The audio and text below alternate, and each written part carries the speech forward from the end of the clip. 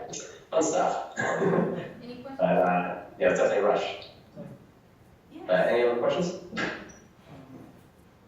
How are you able to get the location to film at? Oh, location? It was, I hit up every location possible. Like, I was going crazy, whoever could answer the phone, and everything was mostly taken because it was trying to film later that day. And a lot of places wanted insurance, so that made it really tough. And hours. And so we're like, okay, I'll take that. It's better than anything else. And then my buddy was like saying, my buddy Alex Anderson, who helped out, he was suggesting like maybe we should try shooting in the house and maybe we could just try to fake it. And I'm like, dude, there's no way. Like, it's just going to be thrown out the window. And I think it really did pay off in the end to actually have that kind of hospital like feel. But it was really tough to light because we only had 3 lights. It was just borrowing my friend's, my friend had brought 2 Kino lights and a 500-watt bulb, and so we just kind of tried to make it look like moonlight here and there, little things here and there, and yeah, it's kind of, it made it really tough, but yeah, that place, Silver Dream Factory, they came out of nowhere, they were little angels, man. They even we had missing camera equipment that we needed to support the lens, and thankfully they had an old 16mm camera there, so we just swapped the plate in, and they were just very generous, super nice, just really good people. I highly recommend it. Yeah. Did you have any pressure making an original film to fit in the James Wan Conjuring universe? I'm sorry, can you go again? Did you have like were you under any pressure making an original film to fit in the Conjuring James Wan universe? So you're asking about, making it original, I guess? Yeah, like was it hard to like fit in there? Yeah, I mean, it was a little tough. Like, we were kind of in a situation where, I was, it's kind of a rush just to get everybody onto the location. So that took away a lot of my fears. But the first thing I thought about was like, okay, well, instead of trying to think about, like, obviously, all these villains are taken, they have a crooked man, and you have, like, and there's all these different kind of things that are out there. So I kind of looked up a few of the different Alan Lorraine case files that Monday morning, and one has like a werewolf, one had like a woman in white dress that haunted graveyards, and I was like, oh, that one sounds awesome, and I couldn't find a graveyard to film in, so I was like, okay, well, we'll just make it up, yeah, the first thing that came to mind was maybe making like a creepy situation happen, and then we'll make it up from there. And so the situation I came up with, because at first I was like, oh, do we have to use one of the people, like one of the villains? And so originally it was going to be the nun, and we were going to have some kids break into a church and like it was going to be there just haunted there. But we ended up doing this. I thought, like, wouldn't it be really cool to just come with a horrible situation, like a little girl in the hospital at night, and she's not able to see, so she can't see what's going around. And so the villain ended up just becoming like, I think the first thing that came to my head was like, wouldn't it be cool if you had a nurse that had like a creepy backstory? Like, no kid should be in this like wing of the hospital. And so I kind of became a lot of fun to come up with like a quick backstory to tell the actress who was from the mascot, and she was asking. So we just made out this thing where she was taking care of the children's wing when, like, in the early 1900s, when like a disease broke out and she had to like mercy kill these kids. So the idea was like, oh, maybe that'll be it. She'll be like this. The no kid should be in this wing of the hospital because she thinks she's supposed to mercy kill them. I don't know. So that was kind of what we threw together real quick, and yeah, we kind of tried to find something to make it eerie. So we gave like a little kind of squeaky cards, and it ended up being like the best thing was this baby card. So it kind of worked and looked kind of creepy to squeak in there. And yeah, it's kind of fun. Definitely, definitely was tricky to come up with like a cool villain that would fit in that universe, but the nurse thing kind of cool. Yes. The mic is here. It's all the way up here. No, you're good. Hi. Yeah. Would you ever consider doing a movie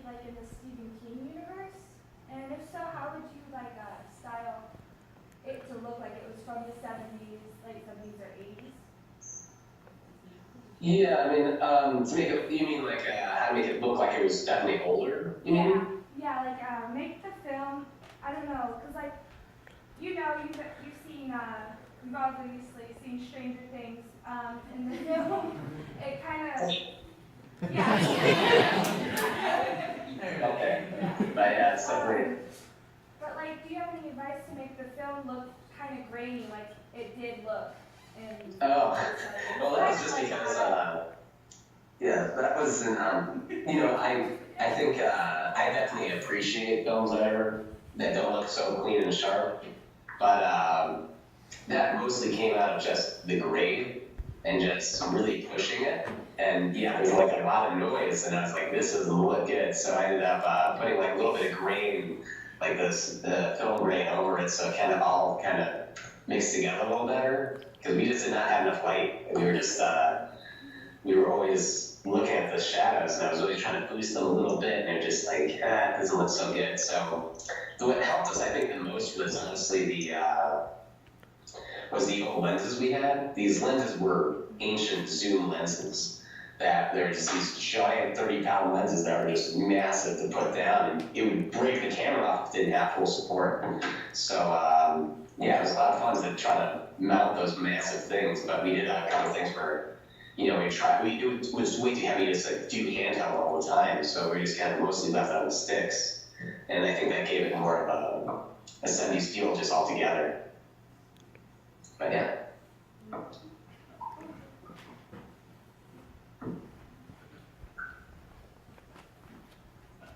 Hello.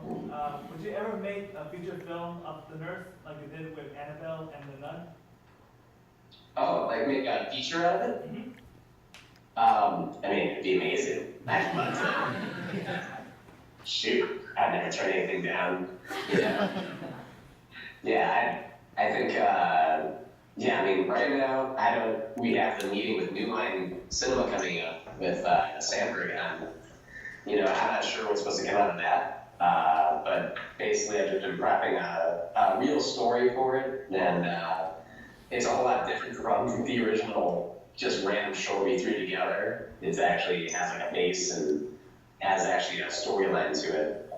And yeah, you know, like you know, the nurse would be super fun to do, and anything with the Conjuring universe would be really cool. And yeah, like we're right now, I'm kind of just trying to keep as many options open as possible. And yeah, we were contacted by, I mean, I've been brought into a lot of different manager and agent meetings, and there were some people that had some. It's kind of interesting what happens once you make a short that gets big. I don't think anyone ever told me this, so I think it'd be important to know.